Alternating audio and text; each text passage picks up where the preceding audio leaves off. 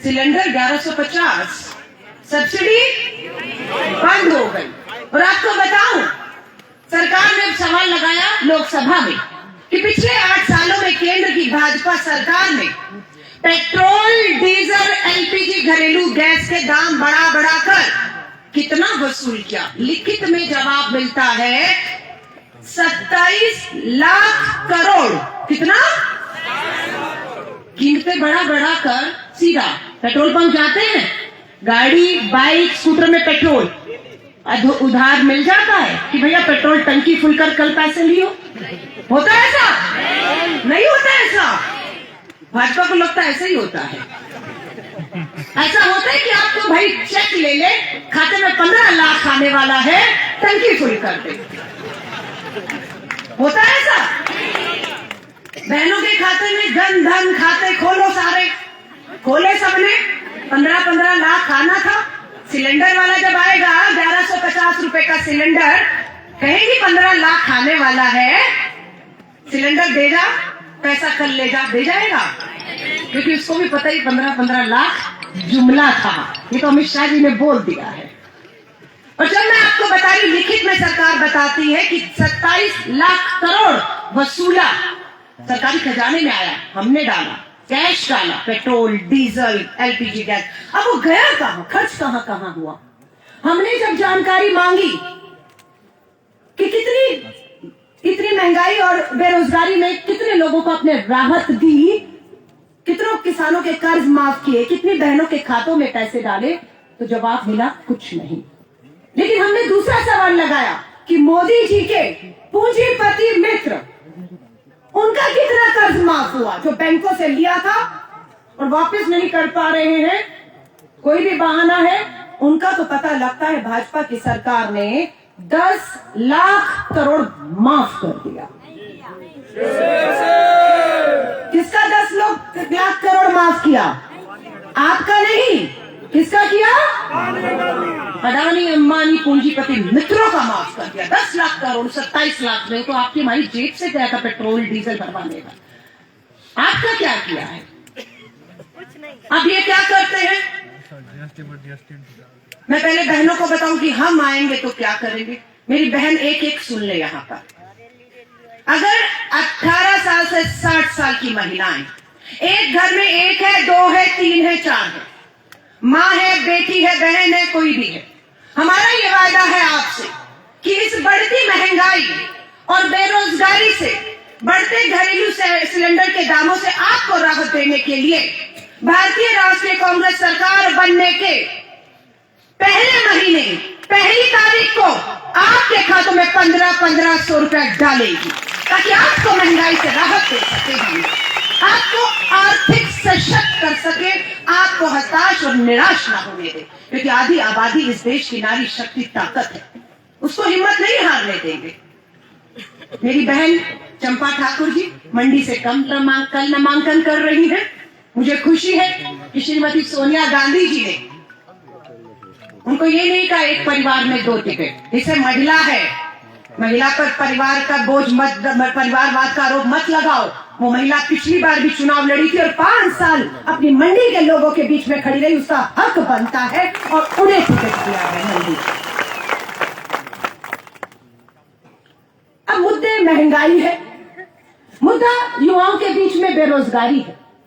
क्या सौगात जयराम ठाकुर जी आप देते जा रहे हैं? डबल इंजन की सरकार जब बनी 2017 में, प्रधानमंत्री जी आए, गृह मंत्री आए, दिल्ली के राष्ट्रीय अध्यक्ष आपके नड्डा जी, अनुराग ठाकुर जी सब आए, बोला डबल इंजन की सरकार हमें दे दीजिए, हम क्या करेंगे? हर साल 2 करोड़ नौकरी आएंगी।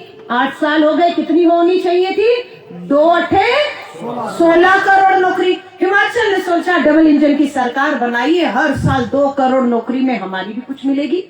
लेकिन पता लगता है जयराम ठाकुर जी जाते जाते सौगात में हिमाचल को 10 लाख बेरोजगार देकर जा रहे हैं।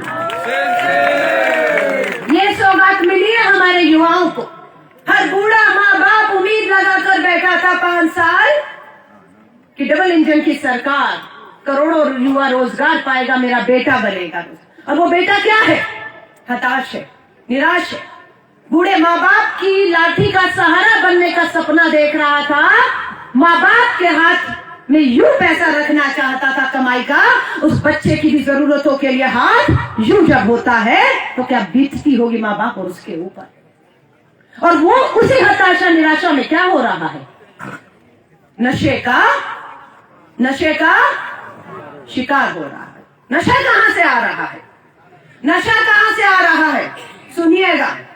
देश में नशा एक राज्य से आ रहा है। उस राज्य का नाम है जहां से देश के प्रधानमंत्री आते हैं। गुजरात के भुज के मुद्रा पोर्ट से, किसका है मुद्रा पोर्ट गुजरात में, बंदरगाह, जहां से अफगानिस्तान पाकिस्तान से नशा आ रहा है, अडानी का है वो पोर्ट। राज्य प्रधानमंत्री का, पोर्ट अडानी का। करोड़ों रुपए का नशा वहां से होता हुआ हरियाणा, पंजाब और हिमाचल के युवाओं को अपने नशे की लत लग रही है। क्या किया जयराम ठाकुर जी, लड़े लड़ाई दिल्ली जाकर। क्या आपने रोजगार देने की बात की थी, और रोजगार तो नहीं, चिट्टा हर हाथ में नशा थमा दिया आपने। मैंने जब सवाल उठाया तो मुझे कानूनी नोटिस भेज दिया भाजपा के प्रदेश अध्यक्ष ने। जब भाजपा के प्रदेश अध्यक्ष ने मुझे कानूनी नोटिस भेजा, उसके बाद मैंने उनसे पलट कर पूछा, आप वही है ना राजीव बिंदल जी, उस समय थे, अभी कोई और होगा। मैंने बोला आप वही है ना जो कोरोना महामारी के बीच में हिमाचल के लोग ऑक्सीजन, अच्छा इलाज, दवाइयों के लिए मोहताज थे, और आप पीपी किट में 5 लाख की दलाली खाते हुए भ्रष्टाचार में पकड़े गए थे। झूठ है या सच है? झूठ बोल रही है, सच बोल रही है कि भाजपा का अध्यक्ष पीपी किट में दलाली खा रहा था। नड्डा जी राष्ट्रीय अध्यक्ष, प्रधानमंत्री, गृह मंत्री ने उन्हें हटा तो दिया अपनी इज्जत बचाने के लिए, लेकिन जेल भेजा? क्यों नहीं भेजा? क्योंकि दलाली का पैसा जो था ना, वो दिल्ली तक जा रहा था। अगर जेल भेजते तो पता नहीं, जो यहां से दिल्ली बैठे वो भी जाते जेल, वो भी बेनकाब होते। और उल्टा पता लगता है उनको कुछ प्रचार प्रसार कमेटी का कुछ उनको बनाया है, हाँ, भ्रष्ट चेहरे से। तो ये तो इनकी हकीकत है। बेरोजगारी, महंगाई। अब युवाओं को कह रही हूं, प्रियंका गांधी जी ठोडो ग्राउंड में कहकर गई हैं। अभी ठाकुर कौल सिंह जी और हम लोग बात कर रहे थे, इस महीने में ही श्रीमती प्रियंका गांधी वाड्रा जी मंडी में एक बड़ी जनसभा करने के लिए पधारने वाली है। तारीख क्या है आपको बता दी जाएगी। अभी तक ये लग रहा है वो 30 या 31 को आपके बीच में मंडी में आने वाली है। सिर्फ आपकी आवाज आपके मुद्दों को बुलंद करने आने वाली है, क्योंकि भाजपा ने ठान लिया है, उन्हें पता लग गया कि जयराम ठाकुर जी का पोस्टर और हिमाचल के मुद्दों पर भाजपा नहीं जीत रही है। लोगों ने तय कर लिया है कि भाजपा की डबल इंजन की सरकार हमारे लिए ट्रबल इंजन बन गई है, मुसीबत और परेशानी बन गई है। इसलिए ये चेहरे पर और इनके मुद्दों पर हम नहीं जीत पाएंगे। इसलिए प्रधानमंत्री जी का चेहरा और राष्ट्रीय अंतर्राष्ट्रीय मुद्दों पर ये चुनाव लड़ना चाहते हैं, लेकिन हम इन्हें बार बार घसीट कर आपके मुद्दों पर लाकर खड़ा करेंगे। युवाओं को कह रही हूँ, 65,000 पद सरकारी पक्की नौकरियों के खाली पड़े हुए, 65,000। ये भी एक दूसरी सौगात है महंगाई के बाद, जो जयराम ठाकुर जी आप जाते जाते देकर जा रहे हैं। हम आपसे वायदा कर रहे हैं, प्रियंका गांधी जी ने भी कहा है, सरकार बनते ही पहली कैबिनेट मीटिंग में 65,000 ये खाली पद, और अगर हम कहते हैं कि नए अंग्रेजी मीडियम के स्कूल खोलेंगे और हम लोग अस्पताल खोलेंगे, तो यानी कि वहां पर भी हमें भर्तियां चाहिए होंगी। तो कुल मिलाकर पहले साल में 1 लाख सरकारी पक्की नौकरियां पेंशनों के साथ भर्ती की जाएंगी। 5 लाख युवाओं को रोजगार हम 5 साल में देंगे। हम हर विधानसभा में 10-10 करोड़ रुपए, कोई भी युवा, कोई भी हमारी बेटी बहन पढ़ी लिखी अपना काम धंधा शुरू करना चाहते हैं कुछ रोजगार कमाई के लिए, तो हर विधानसभा को 10-10 करोड़ रुपया, और पूरे हिमाचल में 680 करोड़ रुपया जो है वो हम देंगे कि किसी को भी चाहिए आइए, सरकार आपको पैसा देगी, आप काम शुरू करिए, जब आपकी कमाई होगी तो सरकार को दे दीजिएगा, पर उसका कोई हम आपसे ब्याज नहीं लेंगे। कमाई होगी तो दे दीजिएगा, आपका पैसा आपको देंगे, आप कमाएंगे वापिस खजाना भर दीजिएगा। अब मैं बताती हूँ आपको मुद्दों से भटकाने के लिए 2 काम होंगे। क्या करती है भाजपा? जातियों को ले आओ, धर्मों को ले आओ, लोगों की एक भावनाएं है उससे खेलना शुरू कर दो। महंगाई भूल जाएगी जनता, बेरोजगारी भूल जाएगी, महिला सुरक्षा भूल जाएंगे, भ्रष्टाचार सब भूल जाएंगे, सब अपना एक भावनाओं में बहकर वोट देंगे। मैं अब आपको 2 काम बता रही हूँ। घर घर तिरंगा चला या नहीं चला? घर घर तिरंगा, उसकी सच्चाई बता रही हूँ, बेनकाब करूंगी, ध्यान से सुनिएगा। आजाद हिंदुस्तान के 75 साल में अमृत महोत्सव मनाया गया। घर घर तिरंगा, क्या हुआ? तिरंगा कभी 75 सालों में इस देश में ना किसी की बेचने की हिम्मत हुई है ना कीमत लगाने की, लेकिन इस भाजपा की सरकार ने उस तिरंगे को भी बेचने का काम किया और उसकी कीमत लगाई। ये इनका फर्जी राष्ट्रवाद है। अब एक एक बात आपसे पूछूंगी, बताइएगा सच है या झूठ है? झूठ हो तो बता दीजिएगा। हमें लगा केंद्र सरकार ने घर घर तिरंगे के नाम से 500 करोड़, कितना? 500 करोड़ रुपया फंड निकाला कि घर घर तिरंगा लगेगा और 500 करोड़ का फंड रखा। अब वो 500 करोड़ हमें लगा कि शायद आजादी के बाद से आज तक तिरंगा हाथ से बुनकरों ने बनाया है, इस देश का खादी का बना है, लेकिन फैसला करती है कि 500 करोड़ का झंडा जो है वो पॉलिस्टर का बनेगा, बुनकर हाथ से खादी का नहीं पॉलिस्टर का बनेगा। मशीन कहां से आएगी? जर्मनी से आएगी। मटेरियल कहां से आएगा? चीन से आएगा। 500 करोड़ के झंडे कौन बनाएगा? रिलायंस इंडिया लिमिटेड पूंजीपति मित्र मोदी जी का बनाएगा। शर्म की बात है या नहीं? अगर यही पैसा 500 करोड़ का हमारे बुनकर जो आज तक आजादी से लेकर ये है वो झंडा, ये बनाया हाथ से बनाते हैं, भावनाएं उसमें पिरोई जाती हैं देशभक्ति की, और उनके हाथ क्या लगा? एक कोड़ी का ऑर्डर, 1 रुपए का भी ऑर्डर हमारे बुनकरों को नहीं मिला। चलिए यहां तक समझ आ गई। आपने 500 करोड़ अपने पूंजीपति मित्र की जेब में डालना था, तिरंगे की आड़ में घर घर तिरंगा भावनाओं से खेल के किया। लेकिन अब और देखिए, मां भारती की आंखों में उस दिन आंसू आए होंगे। झंडे ने भी कहा होगा, तिरंगे ने झुका दो मुझे कुछ देर के लिए। क्यों? गरीब गया राशन लेने के लिए, राशन की दुकान पर क्या सुनने को मिला? उसको क्या सुनने को मिला?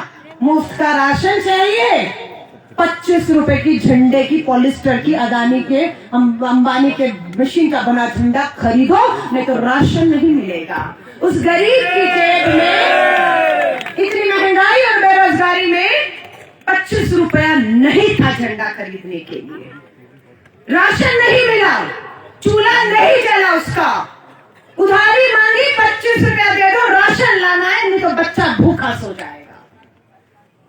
रोई होगी मां भारती भी। तिरंगे ने कहा होगा, मेरी आड़ में गरीब को उसके हक, उसके अधिकार राशन से वंचित रख के उसके चूल्हे को ठंडा करके ये कैसी देशभक्ति आप कर रहे हो?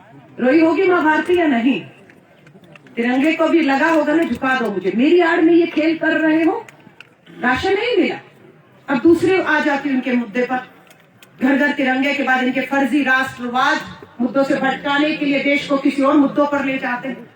अग्निपथ भर्ती योजना, 2.5 लाख सेना के पद, 2.5 लाख पक्के सेना के पद खाली करो। हम लगातार मांग कर रहे थे कि खाली पद बैठे हैं युवा, मां भारती की सेवा रक्षा की सरहद पर जाना चाहता है, ये भर्तियां खोलो। और एक दिन पता लगता है ठेके की नौकरी 4 साल के लिए अग्निपथ ले आए हैं और पक्की सेना की भर्ती 2.5 लाख पद खत्म कर दिए। पुरानी पक्की अब नहीं मिलेगी, अब क्या मिलेगा? 4 साल के लिए ठेके की नौकरी। उसके बाद पिता तो खेती कर रहा है, मजदूरी कर रहा है बुढ़ापे में, बेटा 4 साल में 21 और 23 साल में रिटायर होकर घर आ गया है और अब वो बेरोजगार रोजगार ढूंढ रहा है। मैं माता बहनों से पूछूंगी, उम्र क्या है? 17.5 साल भर्ती की। ध्यान से सुनिएगा, 17.5 साल के हमारे बच्चों को, युवाओं को आप क्या कह रहे हैं? अग्निपथ वीर अग्निवीर बनाएंगे। 17.5 साल के युवा को आप आधुनिक हथियार चलाने की ट्रेनिंग दे देंगे। क्या दे देंगे? आधुनिक हथियार चलाने की ट्रेनिंग। उसके बाद क्या दे देंगे? साथ में हथियारों के लाइसेंस भी दे देंगे। उसके बाद तीसरी चीज, आप सरहदों की खुफिया जानकारी भी देंगे। अब वो युवा आम युवा नहीं है, अब वो युवा आधुनिक हथियार चलाना जानता है, लाइसेंस है, खुफिया सरहदों की जानकारी है। अब आपने उसको रिटायर कर दिया 21, 22, 23 साल में, 4 साल में। अब वो हताश और निराश यहां घूम रहा है, वो नौकरी की तलाश में होगा। आतंकवाद, नक्सलवाद, गैंगस्टरवाद, खालिस्तान, वो नौकरी ढूंढ रहा होगा, वो इन्हें ढूंढ रहे होंगे। हाँ या नहीं? हाँ या नहीं? हर माँ को डर लग रहा है या नहीं कि अगर बच्चा भटक गया रास्ते से तो ये जो ताकत होना चाहिए था माँ भारती की, वो खतरा भी बन सकता है। क्योंकि बेरोजगारी और महंगाई इतनी विस्फोटक हो चुकी है कि इन्हें समझ नहीं आ रहा। श्री राहुल गांधी जी ने जब कहा था कि इस देश में केरोसिन छिड़क दिया गया है, सिर्फ एक तीली लगनी है, भाजपा छटपटा गए। वो केरोसिन क्या है? वो केरोसिन की महंगाई ही तो है, वो केरोसिन की बेरोजगारी ही तो है। ये केरोसिन गिरता रुपया, गिरती अर्थव्यवस्था है या नहीं? ये है केरोसिन। भटक जाएगा ये युवा, संभलेगा नहीं। 70% आबादी इन युवाओं की है। तो मैं आप सबसे कहूंगी, और भाजपा के नेता मध्य प्रदेश में नाम है कैलाश विजयवर्गीय, अभी गूगल करिएगा, कल मैं झूठ बोल गई है सच, वीडियो मेरे पास भी है, दिखा दूंगी। वो कहते हैं अब आप फैसला कीजिएगा, मंजूर हो तो बोलिएगा, चिंता मत करो। ये जो सेना का जवान गया ना, 4 साल बाद रिटायर होकर आएगा, तो नोटबंदी के बाद भाजपा ने, नोटबंदी के बाद खूब पैसा आया और देश भर में 500 भाजपा ने अपने कार्यालय खोल लिए हैं। उसके बाहर चौकीदार की नौकरी मिलेगी हमारे सेना के जवान को। और अगर वो शहीद हो गया, मान लीजिए, तिरंगा नसीब होगा, तिरंगा नसीब होगा। भाजपाइयों, तुम सफेद कफन भी डालने नहीं आओगे। मंजूर है? मंजूर है? सेना में भेजना और किसी राजनीतिक दल के दफ्तर के बाहर खड़े करके चौकीदारी कराना कुछ अंतर है या नहीं है? कांग्रेस क्या करेगी? कांग्रेस ने साफ कर दिया है कि भारतीय राष्ट्रीय कांग्रेस की वापसी होते ही हम अग्निपथ भर्ती ठेके की योजना को रद्द कर देंगे। हम सेना के 2.5 लाख पक्की नौकरियों के पदों को तुरंत भरने का काम करेंगे। हम अगर 2.5 लाख और जवानों को मां भारती की रक्षा के लिए भर्ती करना होगा, हम और 2.5 लाख जवानों को उसमें भर्ती करेंगे। हम सरहदों के साथ समझौता नहीं होने देंगे, हम सेना को कमजोर नहीं होने देंगे। लेकिन भाजपा ने कह दिया है कि ये होगा, हमने बता दिया हम ये करेंगे। मुकाबला सीधा भाजपा और कांग्रेस के बीच में है, ये साफ रखिएगा। बहुत से छोटे छोटे दल, दिल्ली और पंजाब की पार्टी और बहुत पार्टियां आ रही हैं। क्यों? क्योंकि भाजपा के खिलाफ जो लोग वोट कर रहे हैं, उस वोट को बांटने का काम जब तक नहीं होगा, भाजपा जीत नहीं सकती। भाजपा को पता है कि लोग अब नाराज हैं, भाजपा को वोट नहीं दे रहे, सब कांग्रेस की तरफ जा रहे हैं। इस कांग्रेस की तरफ जाते हुए वोट को रोकना है तो दूसरे छोटे छोटे दलों को वोट बांटने के लिए भेजना है। ये गोवा में मैं गई, उत्तराखंड गई, वहां हुआ, वहां की सरकारें, वहां के लोग परेशान थे। लेकिन यही दिल्ली पंजाब वाली टीमें, पार्टियां वहां पहुंची, वोट बांटा और भाजपा वापस आ गई। उसी के दम पर आज जयराम ठाकुर जी कहते हैं, रिवाज नहीं,